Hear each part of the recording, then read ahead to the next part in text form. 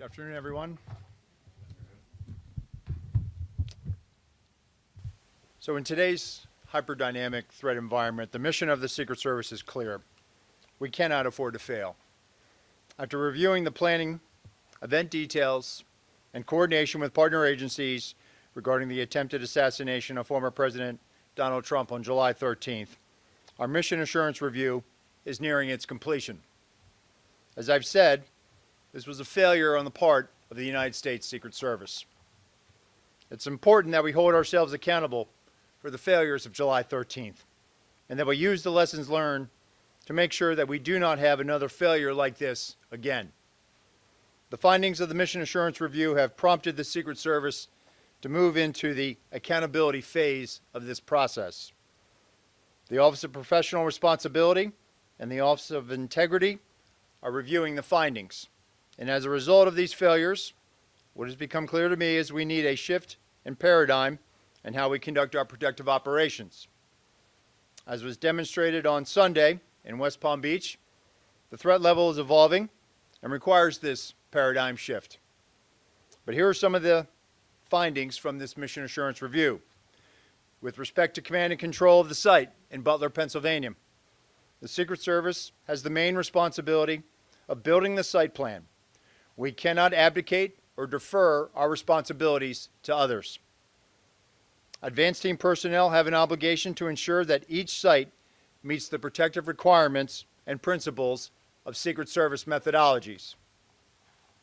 The Secret Service did not give clear guidance or direction to our local law enforcement partners.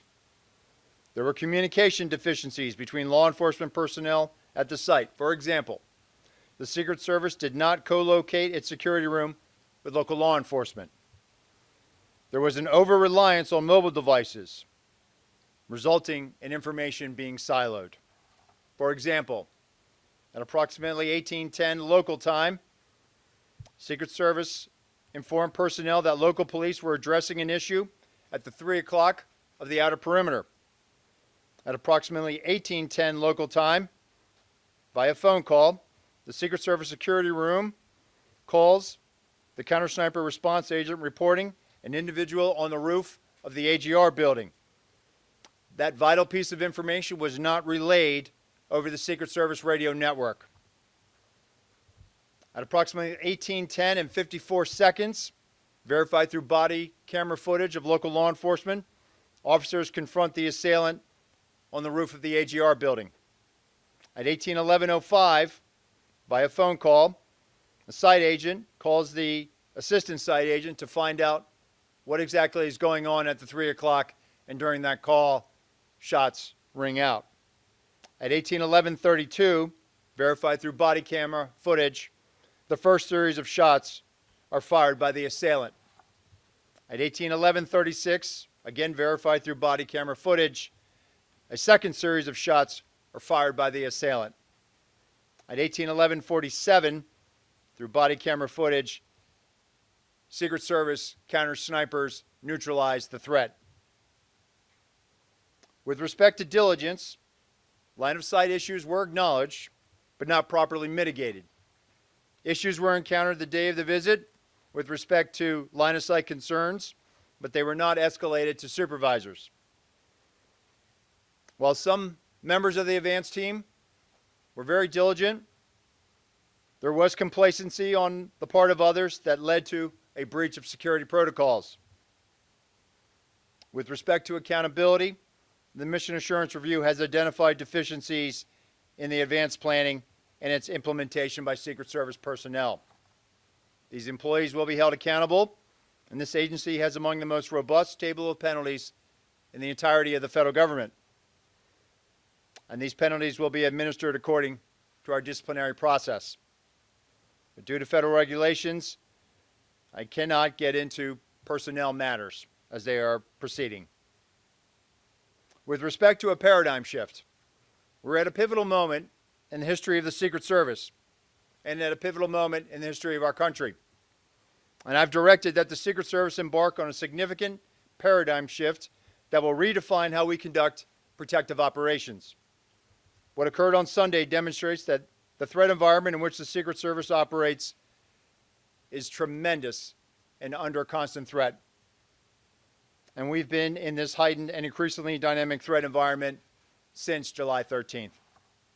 This reality has necessitated that we significantly increase our protective footprint, and we've already begun to do so following the events of July 13th.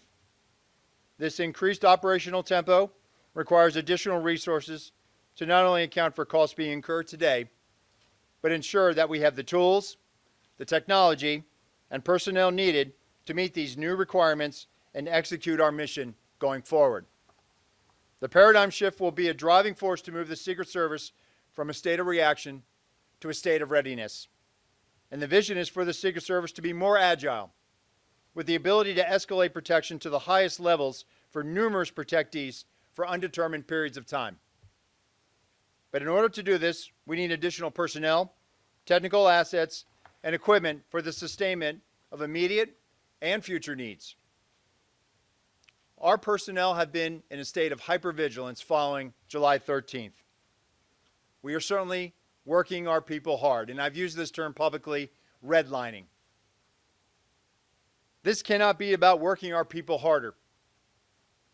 So with respect to changes, the workforce, the American public, they can expect changes in our processes for advances. There will be an increased use of technology, not only to assist in communications, but also situational awareness when we're doing our protective mission. There will be organizational changes. For example, I've already directed the creation of an applied research and development section to field new technologies, leverage the research of other government agencies, and calibrate our technical security assets to stay ahead of threat vectors and technical collection impacting Secret Service equities. This will be an iterative process, meaning it will be constantly evaluated, validated, updated, and evolving. We cannot be stagnant. And we must be weaned off the reliance of partners within DHS to assist us during high operational times. The Secret Service should be self-reliant outside of national special security events. However, we recognize that we will always need assistance from our partners within the Department of Homeland Security and our partners at the Department of Defense. And I want to take this moment now also to thank our workforce. I want to conclude by thanking the men and women of the Secret Service who are working tirelessly. This summer we experienced an unprecedented operational tempo for our agency. Within a 45-day period, the Secret Service successfully implemented our operational security planning at 3 national special security events: the NATO Summit, the Republican National Convention, and the Democratic National Convention. We successfully protected both the presidential debate in Philadelphia and multiple protectee visits commemorating the anniversary of the September 11th attacks. All of this took place while protecting major party candidates on the campaign trail.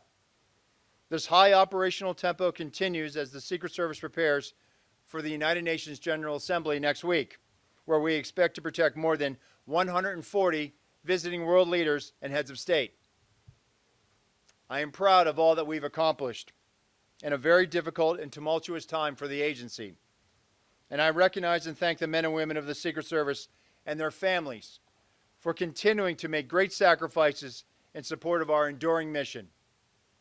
And with that, I will take questions.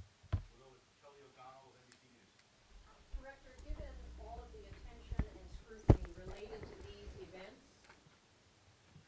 Sir, given all the attention and scrutiny related to these events, do you believe your highest level protectees will now need to campaign differently in how they organize their events and in how they live their daily lives, things like trips to golf courses or recreational time? Will they have to live differently in order to be safe? Well, ultimately, Kelly, it's the responsibility of the Secret Service to make sure that we provide a secure environment for our protectees.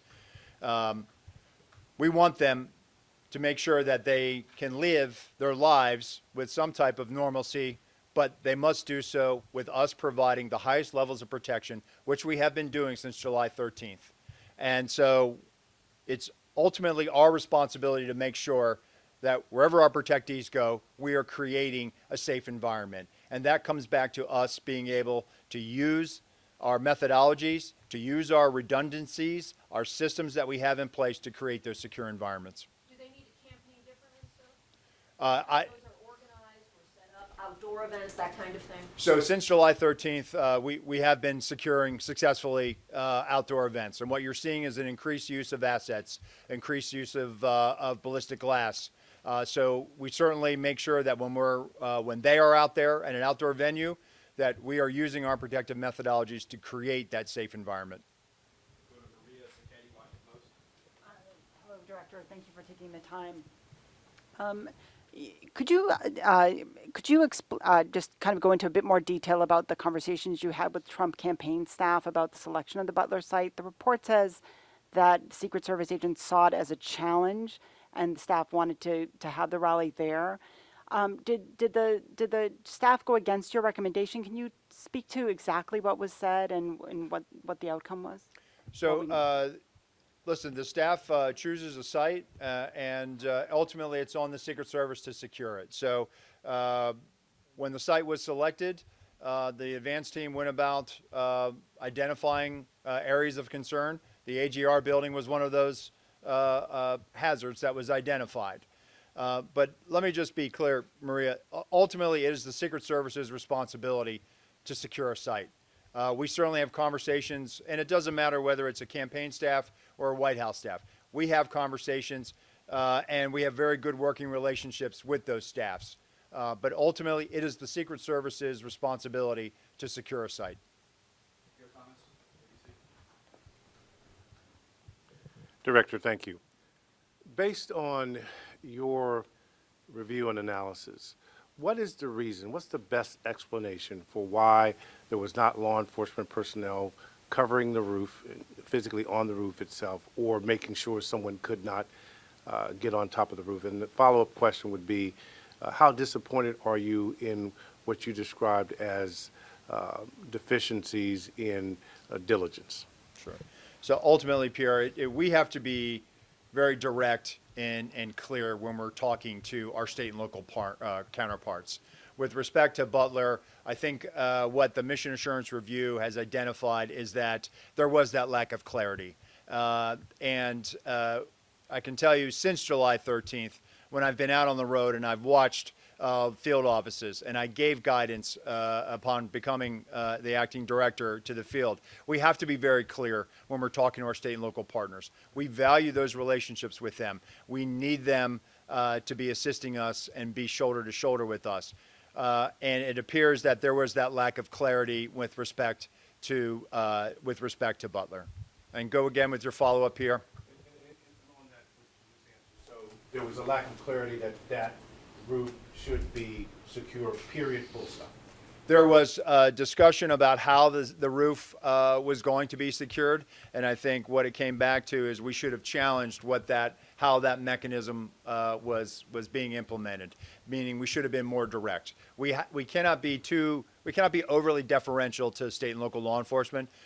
Ultimately it's our responsibility, and so we just have to be very clear when we're asking them for support. They want to help us, and what we found is that in this, they in the mission assurance interviews, it became apparent that in comparison to prior visits to that area, there was one prior visit in 2020, that there was a lack of assertion with respect to what exactly state and locals would have to require or would be required to support that advance. Fair enough, the second question, simply, how disappointed are you when you see that, as the report states, that some personnel did not follow Secret Service protocols? Well, I'm not going to get into employee disciplinary matters, but what I can tell you is the men and women of the Secret Service are dedicated professionals. And so while July 13th is a failure, we're not proud of it, but we certainly have been rising to this moment. The men and women in the field are rising to this moment. They are working tirelessly to make sure that the people we protect are safe. And so I will never be disappointed in our folks. I am proud of this agency. I am proud of our people. Hi, thanks so much for doing this. On the question of the AGR buildings, is there a process that's standard for the day of the event that somebody from the Secret Service looks around and makes sure all of the assets are where they are? And since the roof of the AGR building was such a glaring omission, why didn't anybody raise that issue at the time? Or secondly, in the security room, look and say, I don't see any local police in here. How are we going to hear them? Right, and I think that was a failure to challenge our assumptions. The assumption that local police were going to have more of a presence in that AGR building. Getting back to your question, there is that diligence that has to be done by the site agents to make sure that, hey, all of the assets are in place. And so there was an assumption that they had it covered, but there clearly was not that follow-up to make sure. But is there a process that you look around and like a punch list and check it off? And It is part of the principles of our advance and our protective methodologies. okay, and secondly, just to follow up on the campaign question, you said it's ultimately the Secret Service's responsibility. So when there's a disagreement between the campaign and the Secret Service on a security issue, who has the last word?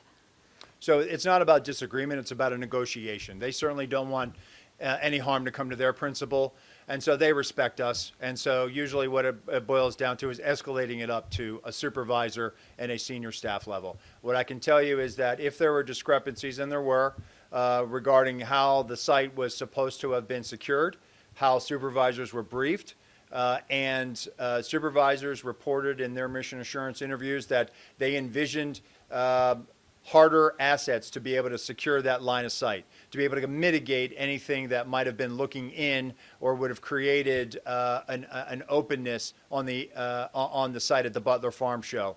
And so on the morning of, if there were those deficiencies, they were never escalated up to the supervisors to be able to resolve. David Sponge, Fox News. Thank you, sir. I have two questions. They're related. The first is looking forward. The House just voted within the last couple of hours unanimously from those that were present in the chamber to give presidential candidates the exact same Secret Service protection as sitting presidents. My first question is, can you handle that? We've been doing that since July 13th, David. So what is the purpose of the bill? I don't know. You'd have to ask members of Congress that. What I can tell you is that when I say the highest levels of Secret Service protection, the former president is getting tactical assets.